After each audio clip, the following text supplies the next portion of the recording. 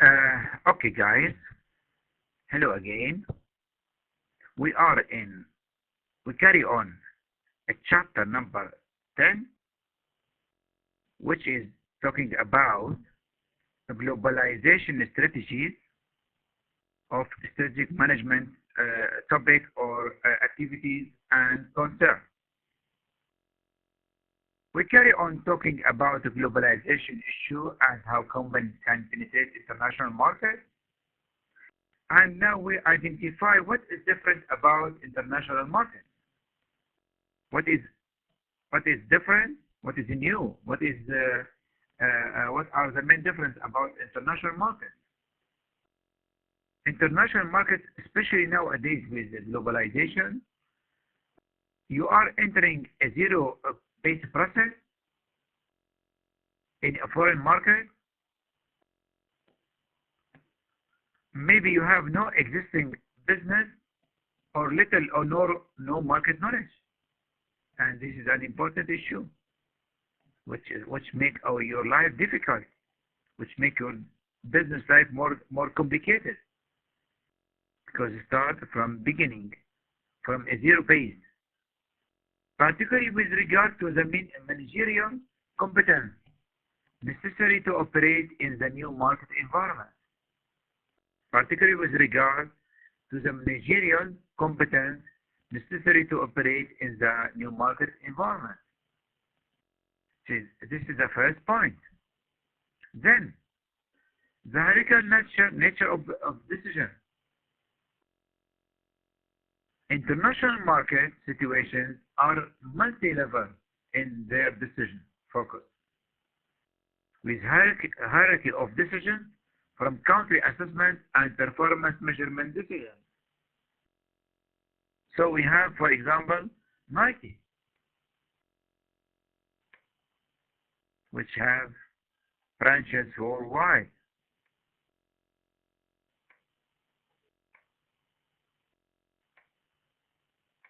And the stores everywhere, and have give license to many factories, etc. So we have stages and hierarchy of decision making, starting from the local business and moving to international market, with application of this on different areas to be applied. Let's say Google, Facebook, Toyota, Nike, Reebok, etc. All this international business brand. Those who they got different branches, so they have to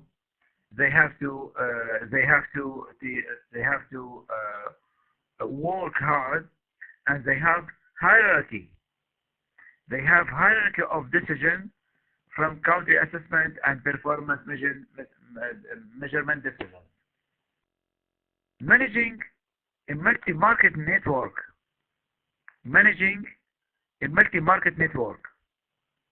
From the time a company enters its second country market, it will inevitably be influenced by its previous experience. The greater the number of national markets in which a company participates, the more likely it's to seek to manage them as an aggregated network. So, this, let's say, this company working in, let's say, in Germany, they have a branch in Spain, Italy, Egypt, let's say in China. So all this would be dealt with in aggregation, right? And this is affected by previous. Experience, where the company is dealing worldwide and international. So this is something different about, especially for international businesses. Then, co-location of strategic marketing and distribution function. A national distribution channel for an international corporation is usually responsible not just for the traditional distribution function. So they are not only about traditional issue. It's the de facto branch of the company in that country with an exclusive agency for the territory and responsibility for marketing strategy. This, let's say, British or Syrian or Egyptian or Iraqi, let's say, company, they share and they transfer their knowledge and their experience and their culture with in their process, in their activities worldwide through its distribution channels and through its distribution function. Through distribution function, right? What about objectives of market entry? What about the main objectives of market entry in international market, with a global market? The question is to you now, take your time, why companies go globally? Why companies they go globally? Why companies they go and work internationally? This is the question. Companies enter international markets for varying reasons, and these different objectives at the time of entry, it should produce different strategies, performance goals, and even forms of market participation.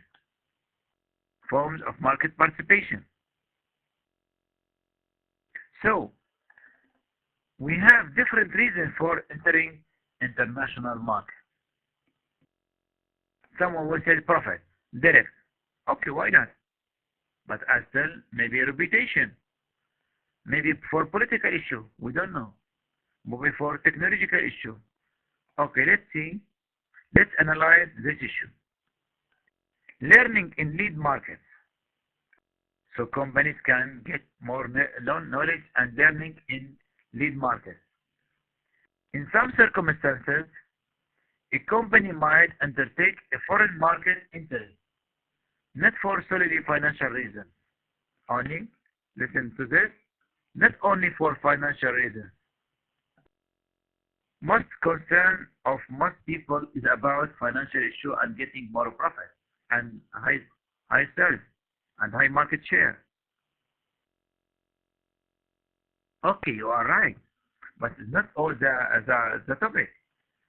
But to learn, for example, the white goods division of Coke, the Turkish conglomerate, entered Germany, regarded as the world's leading market for dishwashers, refrigerators, freezers, and washing machines, both in terms of consumer sophistication and product specification. Consumer sophistication and product specification. So they got more knowledge of Deutsch market, Germany market. Then the second one about competitive attack or defense. In some situations, market entry is prompted not by some attractive characteristics of the country identified in market assessment exercise, but as a reaction competitors move. Competitors attack you in your market, you might go ahead and attack them in their market.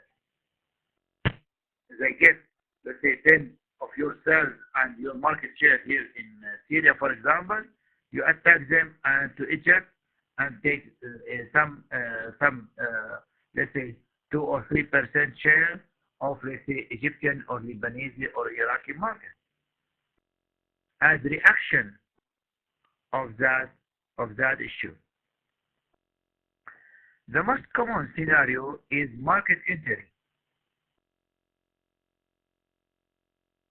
as follower move. When a company enters the market simply because a major competitor has done so. The most common scenario is market entry as follower move. When a company enters the market simply because a major competitor has done so. Okay, so we are competing and imitating some market leader to learn, to get benefit, to etc. Right. Okay then. Scale economies or marketing leverage. We have another option and another objective. Some objectives. Further one. Scale economies or marketing leverage. A number of objectives result from internationalization undertaken as what is sometimes described as replication strategy. A replication strategy in which a company seeks larger market arena in which to exploit an advantage. Exploit an advantage. In many manufacturing industries, for example, internationalization can help the company achieve a greater economies of scale, particularly for companies from smaller domestic country markets. Okay, got it? So, we try to get market leverage and larger market arena to get more advantage, to exploit our advantage and to sustain our advantage, achieve greater economies of scale, particularly for companies from smaller domestic country markets. We have high capacity, high competences, high capabilities, and you decided to go internationally because you have your economies of scale will be better and will be balanced when you go internationally because you have narrow and small market, internal market, or let's say domestic market, small one. What about modes of market entry? What about modes of market entry? Modes of market entry.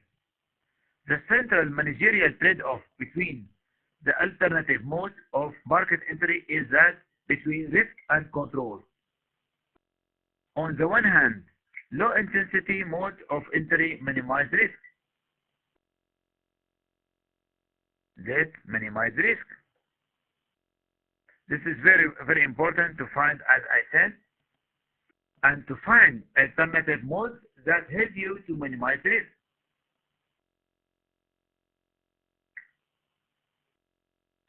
In the first part of this lecture, we talk about merger. We talk about alignment and strategic alignment, etc. And to find specific methods and ways to enter international market with alignment with, let's say, a local partner. So thus, contracting with local distributor requires no investment in the country market in the form of distribution facilities, sales, personal or marketing campaigns. Another vital distinction here is between financial risk and marketing risk. Financial risk, the major consideration as a point of market entry. Financial risk that is minimized by low intensity modes of market participation. Market participation. The higher your market participation, maybe the higher is your risk. And you expose yourself to higher level of risk. Okay. Then, let's start talking about export, import, and trading companies. Serving an international market through export-import agents or trading companies such as the Japanese trading houses or the former British Hunks in Hong Kong is attractive in that it offers both low financial risk and access to substantial local operating knowledge. This making centers as Japanese is done and as a British company is done in Hong Kong as a center of entering and penetrating international markets. Piggybacking. What is piggybacking? Many companies begin their internationalization opportunistically. Begin opportunistically through a variety of arrangements. Opportunistically through a variety of arrangements that may be described as piggybacking. Entering international market opportunistically. They all involve taking advantage of channels to an international market rather than selecting the country market in a more conventional manner. Not entering markets in a traditional manner, but however, piggybacking opportunistically enter an international manner in a specific way, which is opportunistic. It's described as opportunistic way. Then we have another way of franchising.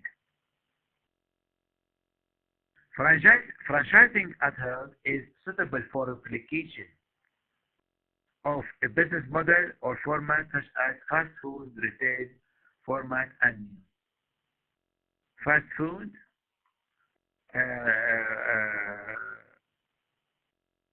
Pizza Hut, KFC, etc. McDonald's. Since the business format and frequently the operating models and guidelines are fixed, franchising is limited in its ability to adopt the key consideration employing this entry mode when entering a new country market. Each one of these got its advantage and disadvantage. Each one of these methods got its way and methodology. And so companies, they have a variety and different risks to be measured and to be taken in consideration when entering a new country market. What about licensing? Is a common method of international market entry for companies with a distinctive and legally protected asset, which is the key differentiating element in their marketing offer. This might include a brand name, a technology, or a product design, or manufacturing or services operating process. So this might include brand name, technology or product design, or manufacturing style or services. And especially for this brand name and international distinctive protected brand name or asset. Licensing. Then we arrive at the end of our let's say chapter number 10, section number 2, and we have here case study number 10, which about Shamwings Airline.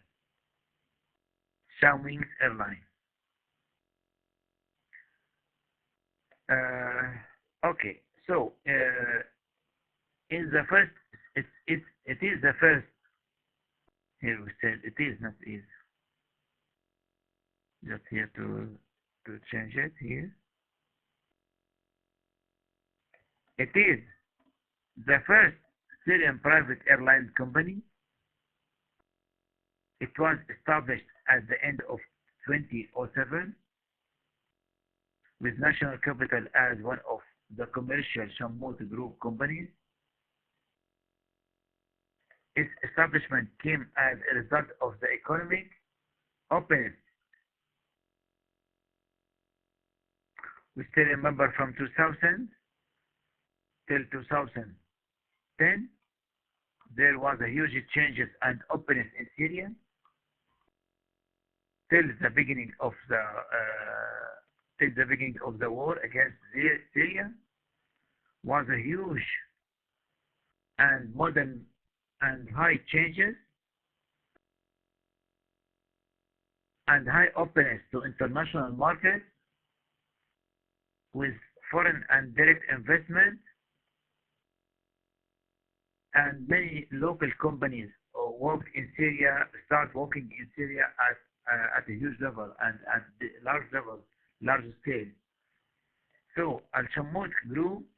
They established this airline industry Sham Wing in 2007 with a national capital as a part of commercial Shammout group companies.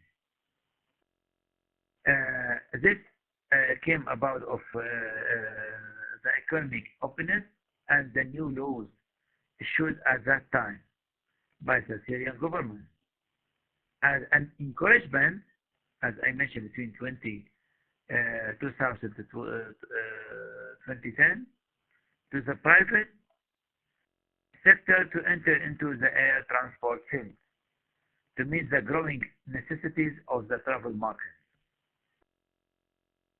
The growing necessities of the travel market. Now, on the 23rd September 2007, the company got an air operator certificate from the Syrian Civil Aviation Authority, which had enabled it to start applying its strategy and achieve its first goal, that is adding value to the air transport field in Syria. We have only Syrian Airlines, then Al-Sham Wing started from 2007 and it launched its operation in Syria. It's a flight in between Syrian governorate. Now, using the internet, just one second. Now, using the internet, and some interviews maybe, the company records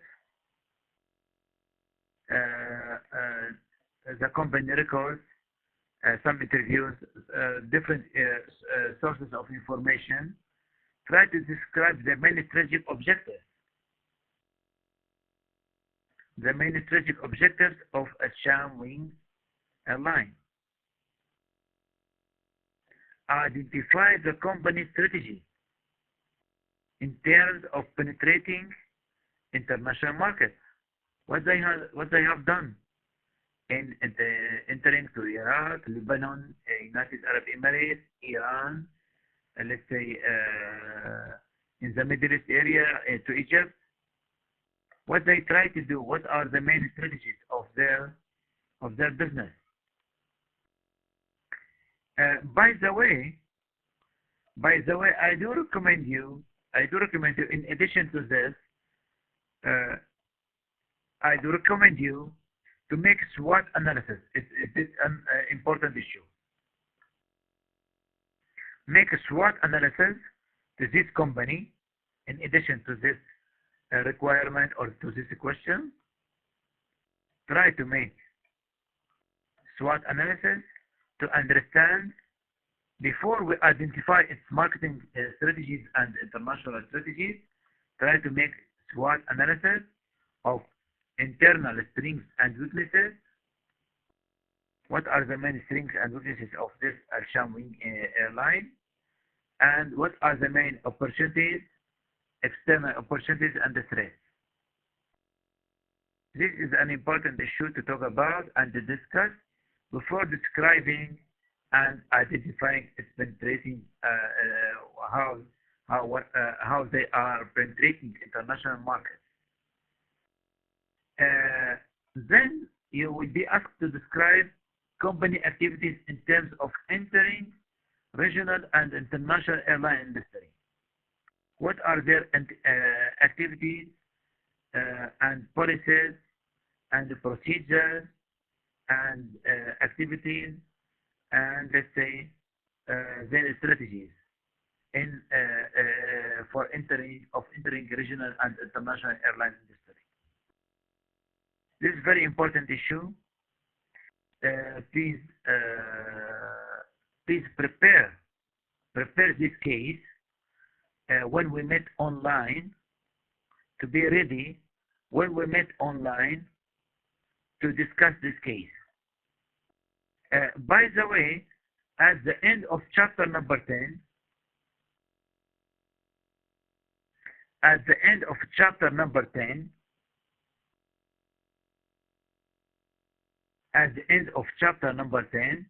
you see this case study, and we explain this case study in 2 pages, not only in the 2 slides, in 2 pages. So please collect data and information, read about it, and be ready to discuss it online in our online meeting.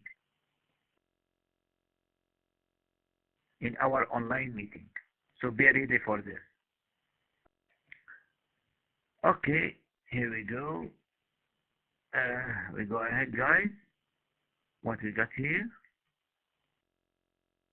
So we are at the end of chapter number 10. We thank you very much for your listening and keep listening to us. Let's refresh and recall some information and some topics which we have discussed over this chapter, over section number 1 and section number 2 of chapter number 10, Globalization Strategies. In this chapter, we introduce the meaning of a globalization, which means speed up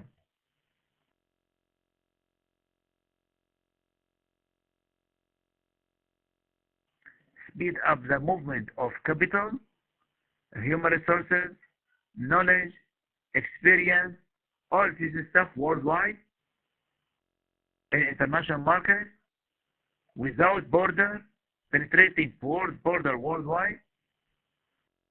We identify what is different about international markets and explore of objectives of market entry for financial reasons, for technical and technological, for experience, for market share, for occupation, for extending, getting more reputation. All this stuff, or this different about international markets. What are the main objectives behind entering international markets? We distinguish between different types of markets. Finally, we introduce in chapter number 10, case number 10, not 9.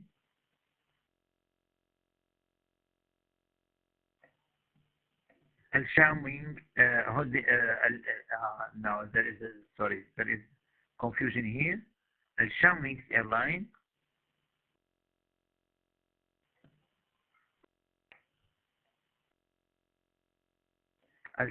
airline, which one here? Because they are, let's say, similar. So This case, Al Wings Airline was discussed with you offline and to be discussed with you online. I do recommend you please to read about it, gather and collect information and data about this company to be described. We make SWOT analysis. We talk about penetrating internal and international markets. What are the objectives behind entering international markets? For this case of Shamwing Airline. This is the end of chapter number. This is the end of chapter number 10,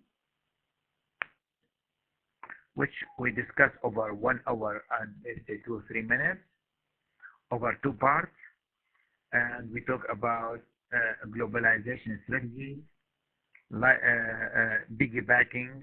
Just to remind you, piggybacking, franchising, licensing, attack and defense, etc. All these issues to be discussed about globalization and speeding up international movement between countries. That's all from my side. Thank you very much. Here it's me, Majd Thakur. I have been with you over 1 hour, over 2 sections, part 1 and part 2 of Globalization Strategies. Now we move to chapter, then we move after a break for 5 to 10 minutes. Refresh yourself, have some exercises, then get back with me and to carry on talking about chapter number 11. Chapter 11, which is talking about